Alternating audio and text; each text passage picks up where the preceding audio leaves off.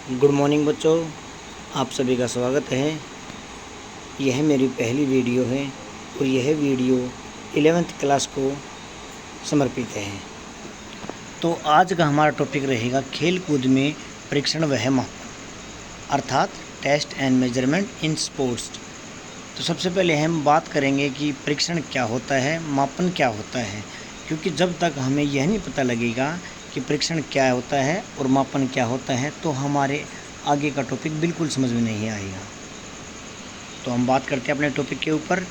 तो सबसे पहले परीक्षण का अर्थ अर्थात मीनिंग ऑफ टेस्ट। परीक्षण किसी विशेष कौशल, शक्ति, सहन क्षमता, व्यवहार या अभिवृत्ति आदि के बारे में सूचना एकत्रित करने के लिए प्रयोग में लाए जाते हैं। जैसे कि हमें कोई रोग हो जाता है तो हम डॉक्टर के पास जाते हैं, तो डॉक्टर हमारा सबसे पहले बीमारी का पता लगाने के लिए ब्लड टेस्ट करता है। उसी प्रकार जब कोई खिलाड़ी किसी फील्ड में आता है या किसी ट्रेनिंग सेशन में भाग लेता है तो हमें उसका टेस्ट करना पड़ता है, अर्थात उसके शक्ति का, सहन क्षमता का, फ्लेक्सिबिलिटी का, व्यवहार का और उसके एटीट्यूड का। इन सब का पता लगाने के लिए जो मापदंड यूज किए जाते हैं उन्हें ही टेस्ट कहा जाता है। जैसे कि हमें किसी खिलाड़ी में ये पता करना है कि इस खिलाड़ी के अंदर कितनी फ्लेक्सिबिलिटी है, कितनी इसकी एंड्योरेंस पावर है और कितनी इसके अंदर स्पीड है। इन सभी का पता लगाने के लिए जो मापदंड, जो तरीका या जो इंस्ट्रूमेंट हम यूज़ करते हैं उन्हें ही टेस्ट कहा जाता है। और टेस्ट का स्पोर्ट्स के क्षेत्र में बहुत ज़्यादा उपयोग होता है। टेस्ट के बिना किसी भी खिलाड़ी का निर्धारण नहीं किया जाता। मान के चलो हमें 100 मीटर के एथलीट सेलेक्ट करने हैं, तो हम 100 मीटर के एथलीट को सेलेक्ट करने के लिए सबसे पहले बच्चों के अंदर यानी खिलाड़ियों के अंदर फ्लेक्सिबिलिटी चेक करेंगे, उनकी एंड्योरेंस पावर चेक करेंगे, कितनी सहन क्षमता है, कितनी उसके अंदर स्ट्रेंथ है, कितने उसके अंदर लचीलापन है। इन सब चीज़ों को चेक करने के लिए जो सूत्र, जो मापदंड अपनाए जाते हैं उन्हें ही टेस्ट कहा जाता है। जैसे कि जॉनसन बास्केटबॉल टेस्ट, इस टेस्ट का उपयोग बास्केटबॉल के क्षेत्र में किया जाता है। Kraus Weber test, Harvard step test, इन सभी टेस्टों का प्रयोग, किसी का ट्रेडमिल टेस्ट भी होता है, आगे और भी टेस्ट पढ़ेंगे। सभी का उपयोग किसी का सहन क्षमता के लिए किया जाता है, किसी के पैरों की ताकत मापने के लिए किया जाता है, किसी की फ्लेक्सिबिलिटी जांचने के लिए किया जाता है। इसके बाद नंबर आता है मापन यानी मेजरमेंट। जैसे कि नाम से ही स्पष्ट है मेजरमेंट्स। मेजरमेंट्स का मतलब होता है किसी चीज़ को संख्यात्मक रूप में मापना। मापन का अर्थ होता है मापन से अभिप्राय उस प्रक्रिया से है जो संख्यात्मक आंकड़े एकत्रित करने हेतु प्रयोग में लाई जाती है। ये भी कहा जाता है कि मापन मूल्यांकन प्रक्रिया में सहायता करता है। क्लियर है। जैसे हमें किसी खिलाड़ी का मापन करना है, जैसे कि उसने 100 मीटर कितने समय में लगाई है, उसका लॉन्ग जंप कितना रहा है, उसका हाई जंप कितना रहा है, उन सब को मापने के लिए जो मेजरमेंट हमें यूज़ करते हैं उसे ही मापन कहते हैं।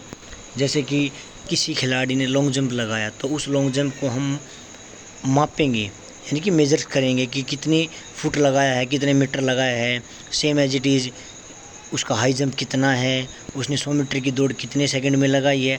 अर्थात जिस चीज़ को हम संख्यात्मक रूप में रूपांतरित कर सकते हैं वह होता है मापन। मापन और परीक्षण में बस फ़र्क इतना है कि मापन को हम संख्यात्मक रूप में निर्धारित कर सकते हैं, जबकि परीक्षण को हम संख्यात्मक रूप में निर्धारित नहीं कर सकते। बस इतना सा डिफरेंस है। ठीक है, अब आगे चलते हैं। परीक्षण व मापन के उदाहरण के तौर पर 100 मीटर की दौड़ में टाइम नोट करना, लॉन्ग जंप में जंप नोट करना, हाई जंप में ऊंचाई नोट करना आदि किसके एग्जाम्पल है? मापन के उदाहरण है। क्योंकि इन सब में संख्यात्मक कौशल होता है, संख्यात्मक होता है और इनको हम नोट कर सकते हैं। इसके अलावा खिलाड़ी की सहन क्षमता नोट करना, खिलाड़ी के अंदर लचीलापन नोट करना और खिलाड़ी के अंदर एंड्योरेंस नोट करना, खिलाड़ी के अंदर स्ट्रेंथ नोट करना, स्पीड नोट करना, ये सभी किसके उदाहरण हैं? ये सभी मापन के उदाहरण हैं। सॉरी, परीक्षण के उदाहरण है, मापन के नहीं, परीक्षण के उदाहरण है, क्योंकि टेस्ट हो गए ना ये तो। और ऊपर वाले क्या थे? ऊपर वाले मेजरमेंट थे। ठीक है भाई। अब आता है कि खेल कूद में परीक्षण एवं मापन का क्या महत्व है, अर्थात हम क्यों यूज़ करते हैं। तो सबसे पहला पॉइंट है प्रगति के बारे में जानकारी प्राप्त करने के लिए अर्थात खिलाड़ी जो होता है वो कितना प्रोग्रेस कर रहा है, उसने कितनी उन्नति की है, वो किस प्रगति में जा रहा है, इन सब चीज़ का पता करने के लिए हमें खेलकूद में परीक्षण व मापन किया जाता है। दूसरा पॉइंट आता है प्रभावी योजना तैयार करने के लिए।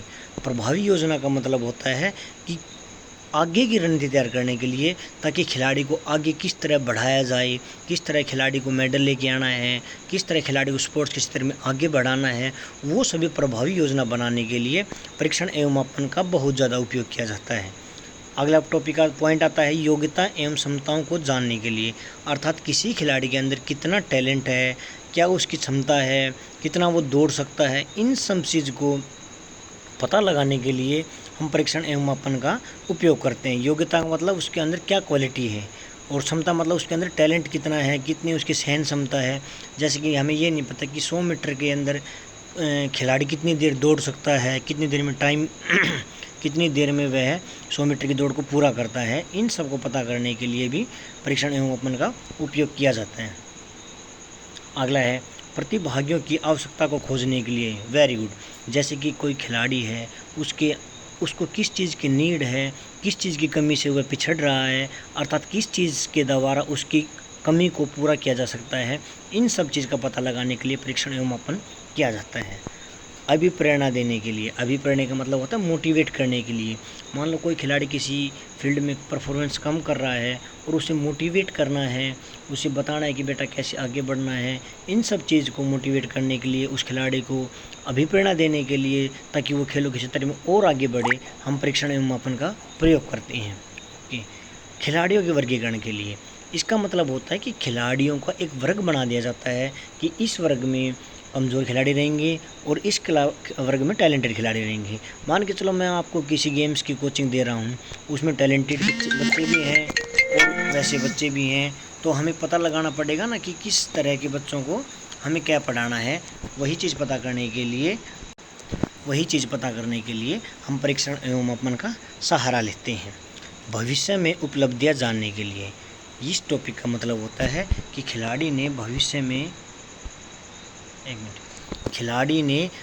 में क्या उपलब्धियाँ, क्या अचीवमेंट उसने प्राप्त की है, अर्थात उन अचीवमेंट्स को प्राप्त करने के लिए, उन अचीवमेंट्स को शो करने के लिए हम टेस्ट एंड मेजरमेंट का उपयोग करते हैं। जैसे कि मान के चलो आपका विश्व रिकॉर्ड है कि आपने 25-26 फुट के समथिंग लॉन्ग जंप मारा है स्कूल में, और ये एक रिकॉर्ड हो गया। और जब आगे 5 साल के बाद जब हम उस मेजरमेंट्स को शो करेंगे अन्य बच्चों के सामने कि उस क्लास के बच्चे ने इतना लॉन्ग जंप किया था, या उस क्लास के बच्चे ने इतना हाई जंप किया था, या उस क्लास के बच्चे ने 100 मीटर रनिंग को इतने सेकंड में पूरा कर दिया था, तो ये भविष्य के लिए उपलब्धि हो गई। यानी अन्य बच्चों को दिखाने के लिए हम उनको रिकॉर्ड के तौर पर रखते हैं। अगला है अनुसंधान एवं प्रयोग के लिए। अनुसंधान का मतलब होता है रिसर्च। देखो, रिसर्च का मतलब होता है जब हमें कोई चीज़ ज्ञात होती है, उस चीज़ के ऊपर अन्य कई प्रयोग करने के बाद अन्य कोई प्रयोग करके एक नई विषय की खोज करना अनुसंधान कहलाता है। मान के चलो हमें कोई चीज़ पहले से ज्ञात है और हम उस चीज़ के प्रयोग से एक अन्य चीज़ की खोज कर लेते हैं, वो अनुसंधान हो गया, अर्थात रिसर्च हो गया। तो टेस्ट एंड मेजरमेंट से भी हम किसी अनुसंधान करते हैं, अर्थात कोई नई खोज करते हैं, ताकि आने वाली पीढ़ी, आने वाले बच्चे उसका सहारा लेके अपने कार्य को पूर्ण कर सके और अपने ज्ञान को बढ़ा सके। तो बेटा आज का टॉपिक इतना ही है। आशा करता हूँ आप सभी को समझ में आया होगा। थैंक यू, सभी का धन्यवाद। और आगे भी ऐसी वीडियो बनाते रहेंगे और आगे का टॉपिक भी बताने के लिए नेक्स्ट वीडियो का इंतज़ार कीजिए। सभी का थैंक यू, धन्यवाद।